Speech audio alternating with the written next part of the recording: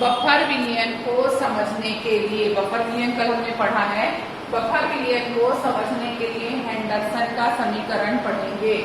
Henderson के समीकरण में हमने लिया है HA is equal to H positive A negative, जो कि एक वीक एसिड है और ये वीक एसिड का सॉल्ट है।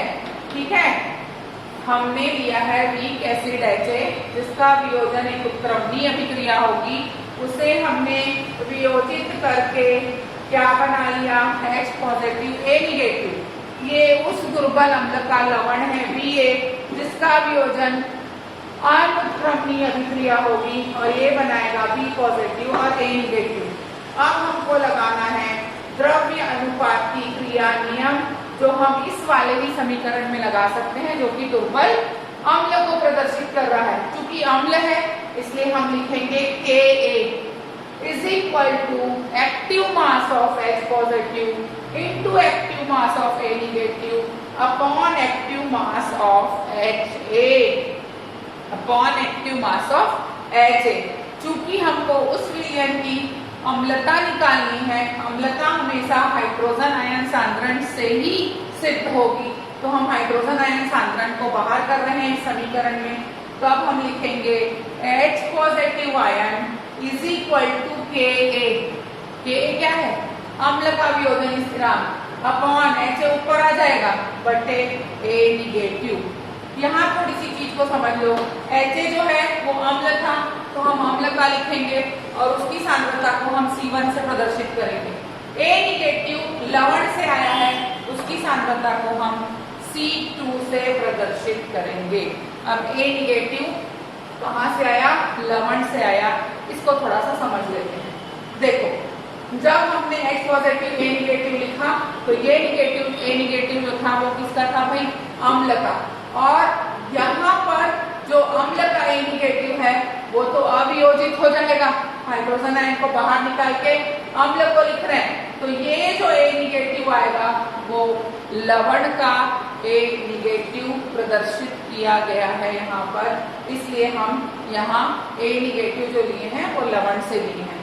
अब हम बात करते हैं हाइड्रोजन आयन सांद्रण is equal to Ka C1 upon C2, जो मैंने माना है यहाँ पे उसी को हमने कर दिया C1 upon C2।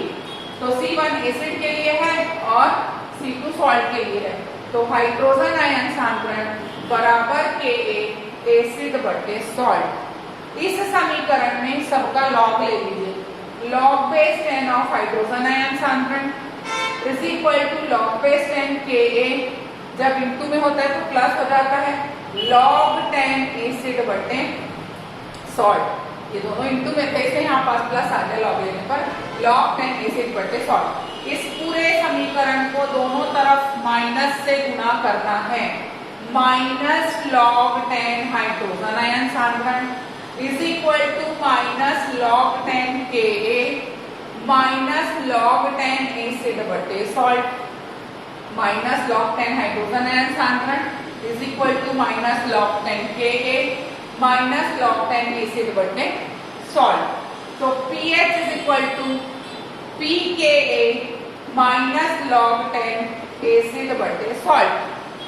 pH is equal to, ये क्यों हुआ, pH क्यों लाया मैंने, क्योंकि कल मैंने पढ़ाया था माइनस log 10 हाइड्रोजन आयन सांद्रण बराबर pH, माइनस log 10 ये Ka है जो कि क्विसेंस है, पावर है ये, तो इसके आगे भी P लगा देते हैं pKa, और ये माइनस log 10 क्योंकि माइनस साइन कर दिया एसिड बटे सॉल्ट। अब इस माइनस को वापस प्लस में बदलना है तो उल्टा कर देंगे, सॉल्ट ऊपर आ जाएगा और एसिड नीचे आ जाएगा, तो pH is equal to pKa plus log 10 hydrogen ion सांद्रण की बात थी जो pH में बदला है, तो pH is equal to pKa plus log 10 salt बटे एसिड। मान लो इस आप पूरे प्रोसेस को अम्ल के लिए निकाले हो, अब क्षार के लिए निकालना चाहते हो तो यहाँ पर जो अम्ल HA है OH ले आते, BOH लिख देते और Ba लिख देते लवण में, तो धन आयन कॉमन हो जाता, ऐसा लिख देते भैया, BOH gives B positive OH negative, फिर से लवण लेते BA, तो ये आ जाता आपका B पॉजिटिव और A निगेटिव, तो यहाँ B कॉमन हो जाता। तो सम आयन प्रभाव के चलते अम्ल में उपस्थित लवण का ऋण आयन सांद्रण प्रयुक्त होता, तो यहाँ पर B पॉजिटिव आता।